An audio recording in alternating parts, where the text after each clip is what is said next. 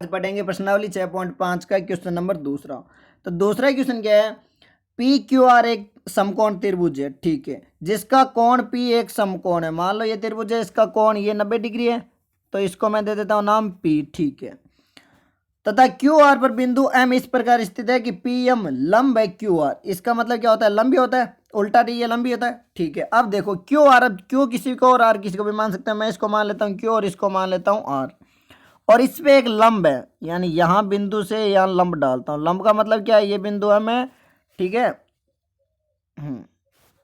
ये है बिंदु एम, और लंब का मतलब हो गया ये दोनों कितने हैं, 90 डिग्री के हैं। मतलब ये इस साइड भी 90 डिग्री है और इस साइड भी 90 डिग्री, यही है, ठीक है। तो इस क्वेश्चन को सिद्ध करने से पहले मैं पढ़ता हूँ प्रमेय 6.7 के बारे में, थोड़ा सा बेसिक पढ़ लेते हैं, ठीक है। तो प्रमेय 6.7 क्या कहते हैं, बात करते हैं हम प्रमेय 6.7 की। प्रमेय 6.7, क्योंकि प्रमेय 6.7 बहुत जरूरी है, ये 6.5 के बहुत क्वेश्चनों में लगेगा प्रमेय 6.7। प्रमेय 6.7 कहते हैं, मानो कोई त्रिभुज है, जैसे मान लेते हैं ये एक त्रिभुज है, समकोण त्रिभुज की बात हो रही है, ठीक है। अगर इस समकोण त्रिभुज में मैं यहां से इस भुजा पर लंब डालूं, क्या डालूं, लंबी, जैसे मान लो मैं ए ले लूं, ये ले लिया मैंने बी, ये ले लिया सी और इसको ले लिया डी, ठीक है। तो यदि यानी बी डी लंब है किस पर, ए सी, लंब का मतलब क्या है, ये वाला भी 90 डिग्री है और ये वाला भी 90 डिग्री है। तो क्या होता है, ये दोनों त्रिभुज कौन सी, अलग अलग कलर में बता देता हूँ। जैसे एक तो मान लो ये ए बी डी, ये हो गई, ठीक है। दूसरी त्रिभुज मान लेते हैं ये बी सी डी, ठीक है। और तीसरी कौन सी, ये पूरी त्रिभुज ए बी डी।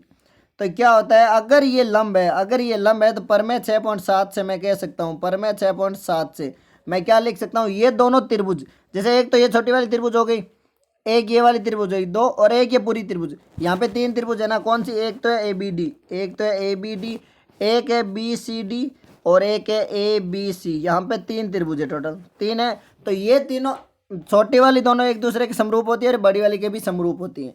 यानी प्रमेय 6.7 से मैं बोल सकता हूँ कि त्रिभुज बी डी ए समरूप है त्रिभुज बी डी सी, ठीक है। क्योंकि यहाँ पे बी 90 डिग्री है, डी 90 डिग्री है, तो दोनों में डी बीच में आ गया, और सी और ए दोनों बराबर है और बी भी बराबर है, ठीक है। इसी प्रकार मैं क्या लिख सकता हूँ, इस प्रकार और क्या लिख सकता हूँ, मैं लिख सकता हूँ त्रिभुज बी डी ए समरूप है किसके, बी डी ए समरूप किसके होगी, बी डी ए होगी सी बी ए, ठीक है।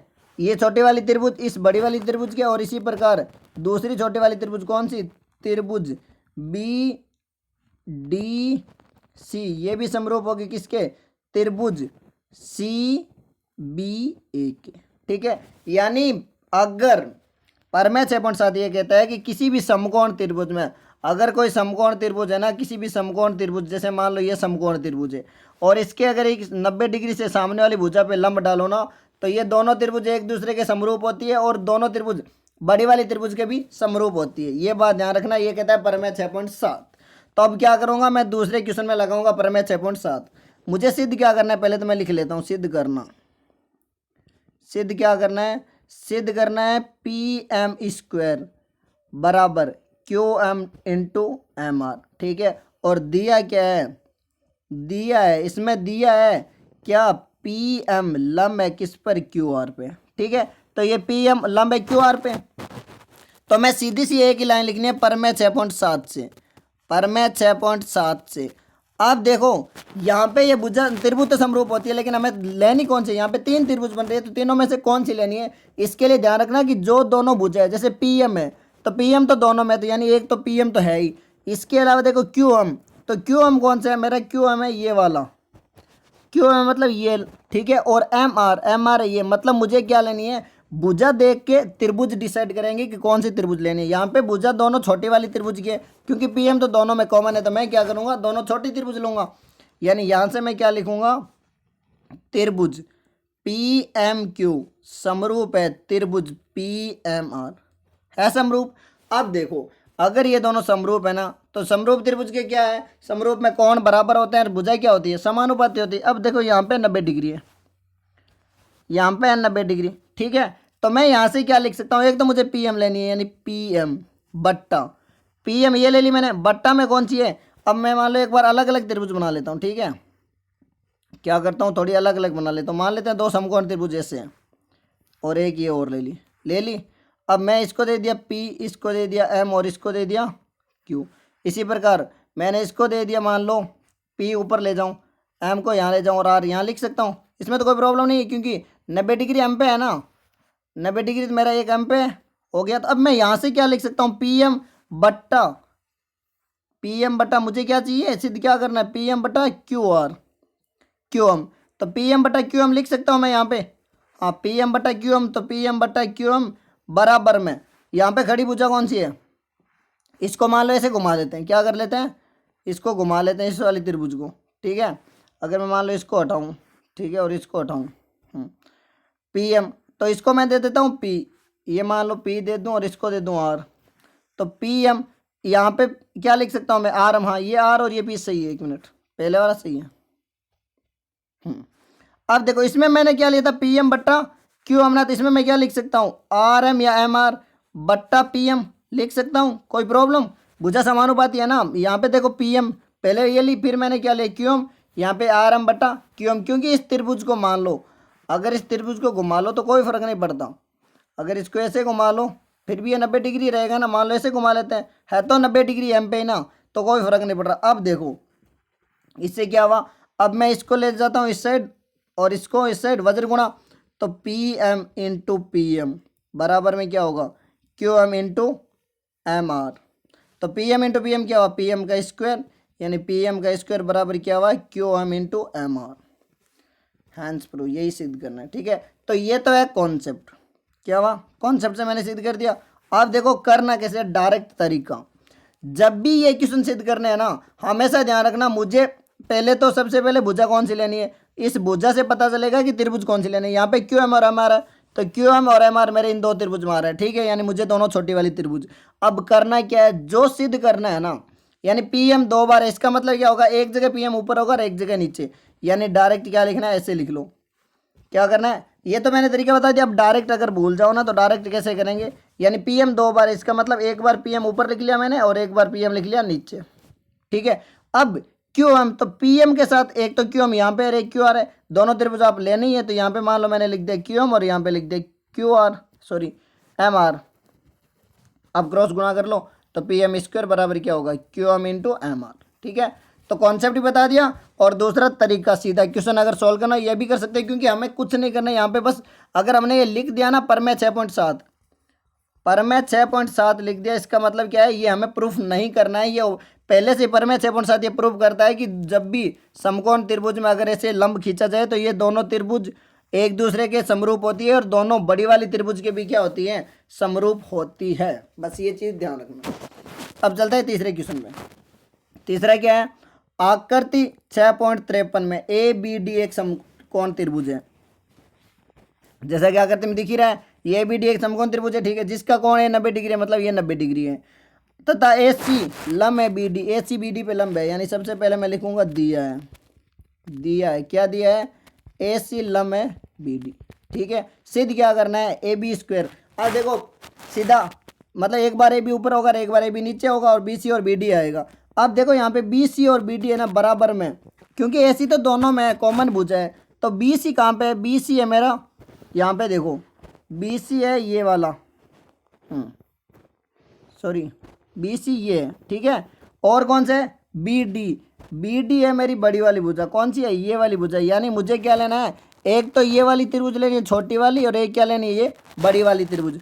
क्योंकि AC तो दोनों में कॉमन है ना, तो मैं क्या लिखूंगा, मैं लिखूंगा पहले तो परमेय 6.7 से, परमेय 6.7 से मैं क्या लिखूंगा, त्रिभुज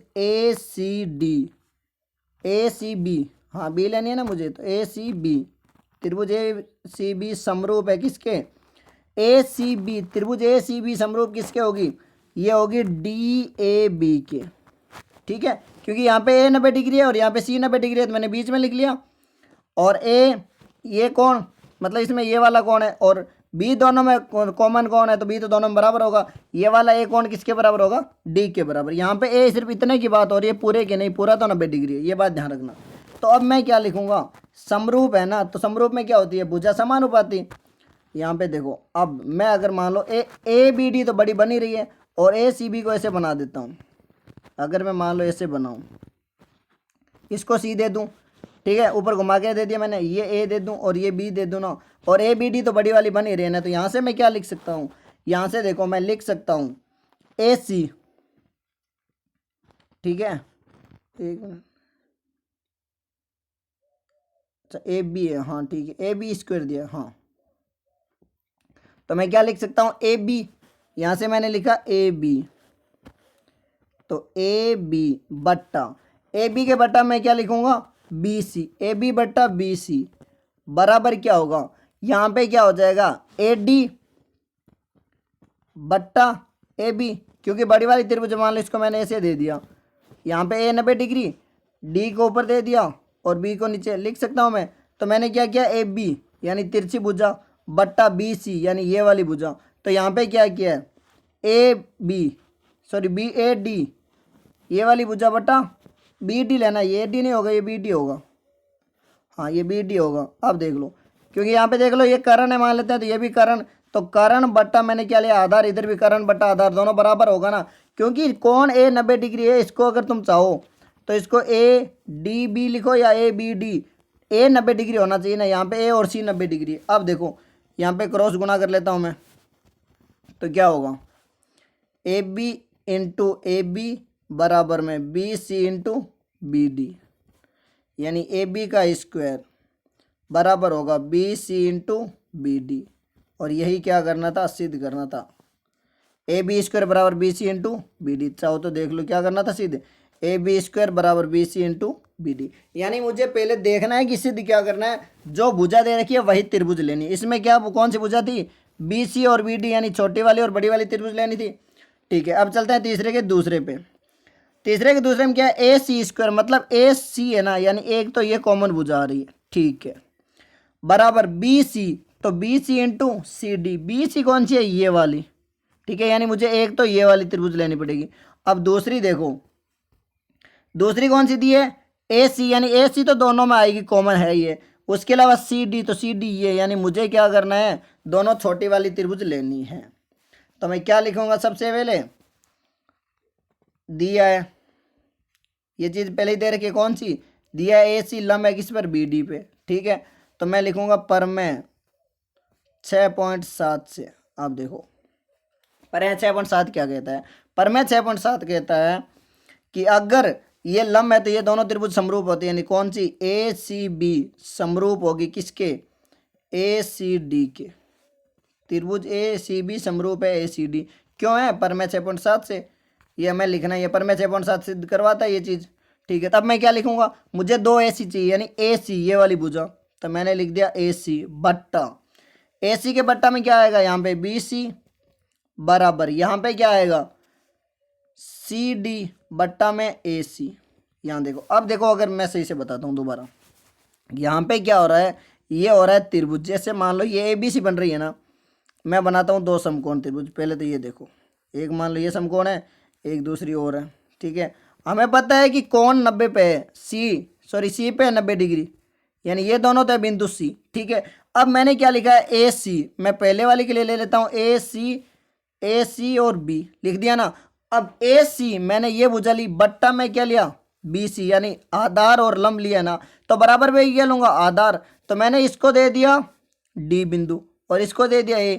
अब बोलो कोई प्रॉब्लम, यही है ना, यानी इस वाली त्रिभुज को मैंने ऐसे घुमा लिया और इस वाले को ऐसे घुमा लिया, सी पे दोनों 90 डिग्री बन रहा है, ये ए बी सी हो गया, ये ए सी डी लिख सकता हूँ ना। तो यहाँ पे क्या लिखता है, भुजा समानुपाती होती है, कौन सी, सम्मुख भुजा, तो यहाँ पे क्या लिखा मैंने, ए सी, तो यहाँ सामने कौन सी है, ए सी के सामने, यहाँ पे भी आधार, सी डी, तो ए सी आधार बट्टा बी सी यानी लंब, मैंने क्या लिखा है, आधार बट्टा लंब, तो दूसरी वाली त्रिभुज में भी क्या लिखा है, आधार बट्टा लंब, यही चीज़ है बस। अब देखो क्रॉस गुणा करूंगा तो ये क्या हो जाएगा, ए सी इंटू ए सी का स्क्वायर, तो ये हो जाएगा ए सी का स्क्वायर बराबर में B C into C D, ठीक है, ये क्या है इसका उत्तर, ये मतलब यही सिद्ध करना था, मैं लिख देता हूँ हैंस प्रो, कोई प्रॉब्लम।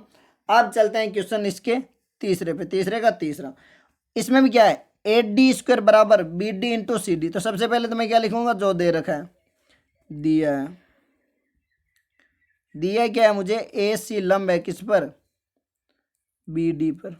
ठीक है, अब देखो तो मैं क्या लिखूंगा, पर मैं 6.7 से, पर मैं 6.7 से क्या लिखूंगा, इसमें त्रिभुज ये मतलब मान लेता हूँ पहली ये दूसरी और ये बड़ी वाली तीसरी, ये त्रिभुज आपस में क्या होती है, छोटी वाली दोनों समरूप होती है और छोटी वाली बड़ी के साथ भी समरूप होती है। अब मुझे यहाँ पे क्या पता चलेगा कौन सी लेनी है, यहाँ पे देखो इससे पता चलेगा क्या है, बी डी, यानी बी डी है इसमें ये। ठीक है, इसका मतलब मुझे एक तो लेनी है बड़ी वाली त्रिभुज, और सी डी, यानी इसको अलग कलर में दिखा देता हूँ, सी डी है ये, यानी मुझे लेनी है ये त्रिभुज। आए बात समझ में, यानी मुझे ए बी डी और ए सी डी लेनी है। तो मैं इसमें क्या लिख सकता हूँ, पर मैं 6.7 से, पर मैं 6.7 से मैं लिख सकता हूँ त्रिभुज बी ए डी समरूप है किसके, त्रिभुज बी ए डी, तो डी सी ए के समरूप है।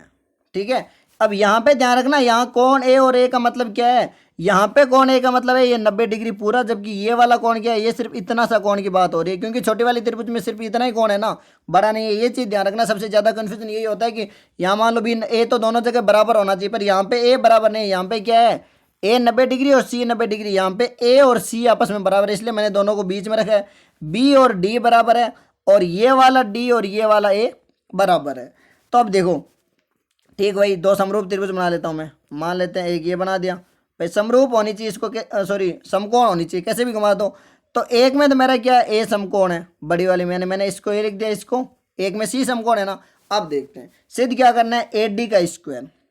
ठीक है, यानी मैंने लिखा पहले तो यहाँ पे मान लो ए, इसको ले लूँ बी और इसको ले लूँ डी बड़ी वाले में, तो मैं लिखूंगा ए डी बट्टा बी डी, लिख दिया मैंने। तो ए डी बट्टा बी डी बराबर में यहाँ पे क्या आ जाएगा, अगर मैंने यहाँ पे सी लिखा, ठीक है, यहाँ पे सी 90 डिग्री है, हाँ A B D, B A D बड़ी वाली त्रिभुज और ए सी डी छोटी वाली त्रिभुज।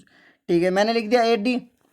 अब यहाँ पे मैंने लिख दिया डी और ये वाला हो गया मेरा ए। अब देखो यहाँ पे मैंने लिखा था डी ए या ए डी बट्टा बी डी, मतलब लंब बट्टा करण, तो यहाँ पे भी क्या लिखूंगा मैं, लंब बट्टा करण, यानी लंब क्या है सी डी बट्टा करण कौन सा है, ए डी। बस यही है, क्योंकि यहाँ पे सिर्फ त्रिभुज घुमा रखी है और कुछ नहीं किया इसने। भाई यहाँ पे सीधी बात है, ये 90 डिग्री, ये भी 90 डिग्री, बाकी को कैसे भी घुमा दो, इसको तुम बी डी चाहो या फिर ए डी बी डी, इसको अगर डी दोगे तो ये क्या हो जाएगा, बी हो जाएगा ना। तो इसने क्या किया, सिर्फ त्रिभुज को घुमा के सिद्ध किया है।